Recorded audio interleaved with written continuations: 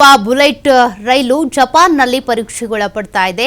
ಜಪಾನ್ನಲ್ಲಿ ಬುಲೆಟ್ ರೈಲು ಪ್ರಾಯೋಗಿಕ ಸಂಚಾರ ಆರಂಭ ಆಗಿದೆ. ಭಾರತದಲ್ಲಿ ಅಹಮದಾಬಾದ್ ಟು ಮುಂಬೈ ನಡುವೆ ಸಂಚಾರ ಮಾಡುವಂತಹ ರೈಲು ಇದು. 2026ಕ್ಕೆ ಭಾರತಕ್ಕೆ ಜಪಾನ್ ಬುಲೆಟ್ ರೈಲು ಬರುತ್ತೆ. ಬಟ್ ಅದರ ಪ್ರಾಯೋಗಿಕ ಪರೀಕ್ಷೆ ಈಗ ನಡೀತಾ ಇರುವಂತದ್ದು.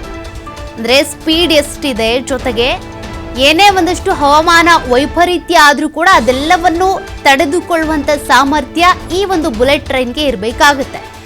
2 ಶಿಂಕನ್ಸೆನ್ ಬುಲೆಟ್ ರೈಲನ್ನ ಭಾರತಕ್ಕೆ ಕೊಟ್ಟಿರೋದು ಜಪಾನ್. ಈ ರೈಲಿನ ಒಂದಷ್ಟು ಪರೀಕ್ಷೆಗಳು ಈಗ ನಡೀತಾ ಇರುವಂತದ್ದು. 2 ಶಿಂಕನ್ಸೆನ್ ರೈಲುಗಳನ್ನ ಜಪಾನ್ ಭಾರತಕ್ಕೆ ಕೊಡುಗೆಯಾಗಿ ಕೊಟ್ಟಿದೆ. ಅಂದ್ರೆ ಭಾರತದ ಮೊದಲ ಬುಲೆಟ್ ಟ್ರೈನ್ನ 2026ಕ್ಕೆ ಭಾರತಕ್ಕೆ ತರಲಾಗುತ್ತೆ. ಅದರ ಪ್ರಾಯೋಗಿಕ ಪರೀಕ್ಷೆ ಜಪಾನ್ನಲ್ಲಿ ನಡೀತಾ ಇದೆ. ಗಂಟೆಗೆ 320 ಕಿಲೋಮೀಟರ್ ವೇಗದಲ್ಲಿ ಚಲಿಸುವ ಸಾಮರ್ಥ್ಯ ಇದೆ. 2016ರಲ್ಲೇ ಭಾರತ ಜಪಾನ್ ನಡುವೆ ಬುಲೆಟ್ ರೈಲ್ವೆ ಒಪ್ಪಂದ ಆಗಿತ್ತು. 2030ರ ವೇಳೆಗೆ ಭಾರತದಲ್ಲಿ ಬುಲೆಟ್ ರೈಲ್ವೆ ಸಂಚಾರ ಶುರುವಾಗೋ ಸಾಧ್ಯತೆ ಇದೆ. ಸದ್ಯಕ್ಕೆ ಅದರ ಪ್ರಾಯೋಗಿಕ ಪರೀಕ್ಷೆಗಳು ನಡೀತಾ ಇದ್ದಾವೆ. ಯಾವುದೇ ವೈಪರೀತ್ಯ ಹವಾಮಾನ ಇದ್ರೂ ಕೂಡ ಆ ಸಂದರ್ಭದಲ್ಲಿ ತಡೆದುಕೊಳ್ಳುವಂಥ ಸಾಮರ್ಥ್ಯ ಇರಬೇಕು. ವಿಪರೀತ ಮಳೆ ಬಂದರೂ ಅಷ್ಟೇ, ಅಥವಾ ಕೆಲವೊಂದು ಟೈಮಲ್ಲಿ ಸುನಾಮಿನೇ, ಚಂಡಮಾರುತನೇ ಅಪ್ಪಳಿಸ್ತಾ ಇರುತ್ತೆ. ಅಂತಹ ಸಂದರ್ಭದಲ್ಲಿ ಯಾವುದೇ ರೀತಿಯ ಅನಾಹುತಗಳಾಗದೇ ಇರೋ ರೀತಿಯಾಗಿ ಪ್ರಯಾಣಿಕರನ್ನ ಸೇಫ್ ಆಗಿ ಕರ್ಕೊಂಡು ಹೋಗುವಂಥ ಸಾಮರ್ಥ್ಯ ಈ ಟ್ರೈನ್ಗಳಿಗೆ, ಬುಲೆಟ್ ಟ್ರೈನ್ಗಳಿಗೆ ಇರಬೇಕು ಅಂತ. ನೋಡೋಣ, 2026ಕ್ಕೆ ಭಾರತದಲ್ಲಿ ಬುಲೆಟ್ ಟ್ರೈನ್ಗಳು ಓಡಾಟ ಶುರುವಾಗುತ್ತಾ ಅಂತ.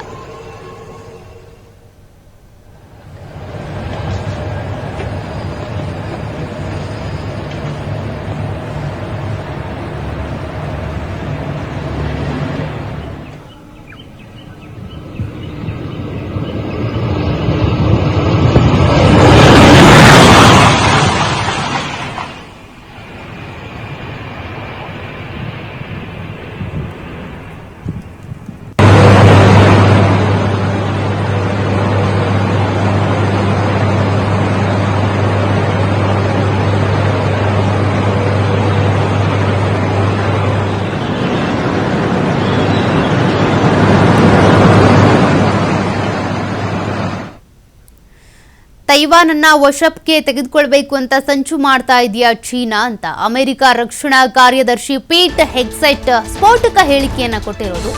ಈ ಹೇಳಿಕೆ ಈಗ ಇಷ್ಟು ಅನುಮಾನಗಳನ್ನ ಹುಟ್ಟಾಕ್ತಾ ಇದೆ. ತೈವಾನ್ ವಶಪಡಿಸಿಕೊಳ್ಳುವುದಕ್ಕೆ ಚೀನಾ ಸಂಚು ರೂಪಿಸ್ತಾ ಇದೆಯಾ? ಅಮೆರಿಕ ರಕ್ಷಣಾ ಕಾರ್ಯದರ್ಶಿ ಪೀಟ್ ಹೆಗ್ಸೆಟ್ ಅವರು ಕೊಟ್ಟಿರೋ ಸ್ಫೋಟಕ ಸ್ಟೇಟ್ಮೆಂಟ್ ಇದು. 2027ಕ್ಕೆ ತೈವಾನ್ ವಶಕ್ಕೆ ಚೀನಾ ಸಜ್ಜಾಗ್ತಾ ಇದೆ. ಸೇನಾ ಬಿಕ್ಕಟ್ಟು ಸೃಷ್ಟಿಯಾಗೋ ಸಮಯ ದೂರ ಏನಿಲ್ಲ. ಇಂಡೋ ಪೆಸಿಫಿಕ್ ವಲಯದ ತಮ್ಮ ಮಿತ್ರ ರಾಷ್ಟ್ರಗಳಿಗೆ ಎಚ್ಚರಿಕೆ ಕೊಟ್ಟಿದ್ದಾರೆ. ಹಾಗಾದ್ರೆ ಇವರಿಗೆ ಸುಳಿವು ಸಿಕ್ಕಿರೋದ್ರಿಂದನೇ ಈ ಎಚ್ಚರಿಕೆ ಸಂದೇಶ ರವಾನೆ ಮಾಡಿದ್ದ ಅಂತ ಅಮೆರಿಕ ರಕ್ಷಣಾ ಕಾರ್ಯದರ್ಶಿ ಪೀಟ್ ಹೆಗ್ಸೆಟ್ ರಿಂದ ಎಚ್ಚರಿಕೆ ರವಾನೆ ಆಗಿರೋದು. ಚೀನಾ ಯತ್ನವನ್ನ ವಿಫಲಗೊಳಿಸೋದಕ್ಕೆ ಅಮೆರಿಕ ಸಜ್ಜಾಗಿದೆ ಅಂತ ಅವ್ರು ಹೇಳಿರೋದು. To be clear to all that Beijing is credibly preparing to potentially use military force to alter the balance of power in the Indo-Pacific. We know, it's public, that Xi has ordered his military to be capable of invading Taiwan by 2027.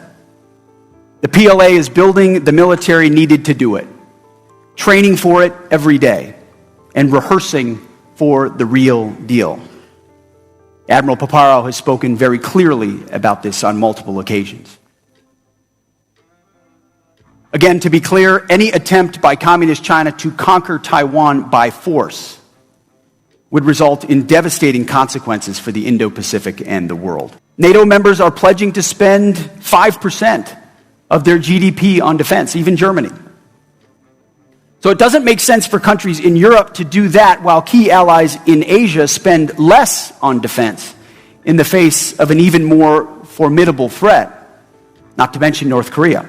Ultimately, a strong, resolute, and capable network of allies and partners is our key strategic advantage. China envies what we have together, and it sees what we can collectively bring to bear on defense. But it's up to all of us to ensure that we live up to that potential by investing. It has to be clear to all that Beijing is credibly preparing to